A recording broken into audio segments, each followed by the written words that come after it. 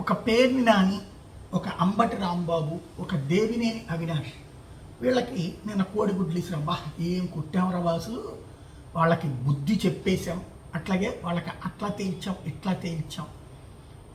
దేవినేని అవినాష్ అంట 38 ఏళ్ళకి వాళ్ళ నాన్న 3 సార్లు ఎమ్మెల్యే అయితే, ఆ తర్వాత 4వ ఎమ్మెల్యే అయితే ఈయన బతికేంది. అంబటి రాంబాబు ఏంది, ఇది మాట్లాడుతున్నాం. ఈ మాట్లాడే వాళ్ళలో ఎంతమంది ఎమ్మెల్యేలు అవుతారు, ఎంతమంది ఎంపీలు అవుతారు నాకు తెలియదు.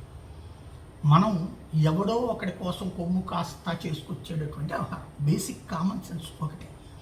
అమరావతిలో ఇంతకుముందు కూడా ఒక వర్గానికి మనం శత్రువులుగా తయారవుతున్నాం, శత్రువులు తయారు చేసుకుంటున్నాం. గతంలో జగన్ ఫస్ట్ ఒకసారి గుర్తుకు తెచ్చుకోండి, ముందు ఆ 29 గ్రామాల ఏరియాలో అయితే ఓవర్ కాస్ట్ ఫర్ కన్స్ట్రక్షన్ కనబడుతుంది కదా, ఎంత కన్స్ట్రక్షన్ కాస్ట్ ఎక్స్ట్రా పడుతుంది అన్నది. కాబట్టి ఆ మంగళగిరి బైపాస్ మీద పెడదాం అనుకున్నాడు, హైవే మీద పెడదాం అనుకున్నాడు. ఆర్కే టవర్స్ ఏదో అది కొనటానికి ఇట్లాంటిది కూడా ప్లాన్ చేశారు. బట్ దానికి వ్యతిరేకం. గుంటూరులో తీసుకొచ్చి అమరావతిని కలిపితే వద్దన్నారు, విజయవాడలో కలుపుతామంటే వద్దన్నారు, తాడేపల్లిలో కలుపుదామంటే వద్దన్నారు. ప్రతిసారి కోర్టుకు వేయటం, అడ్డుపడటం.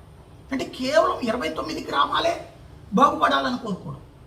నిజంగా అదే రాష్ట్ర ప్రజలందరూ అంగీకరించుంటే 2019లో జగన్ వచ్చేవాడు కాదు, 23 సీట్లకి చంద్రబాబు పరిమితం అయ్యేవాడు కాదు.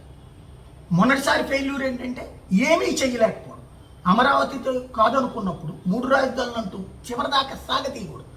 చంద్రబాబు నాయుడు అమరావతి చూపెట్టి 2 టర్మ్స్ ఎలక్షన్స్లో గెలవచ్చు అనుకుంటే, జగన్ అమరావతి లేకుండా చూసి గెలవచ్చు అనుకున్నాడు. ఇద్దరూ చేసిన తప్పే.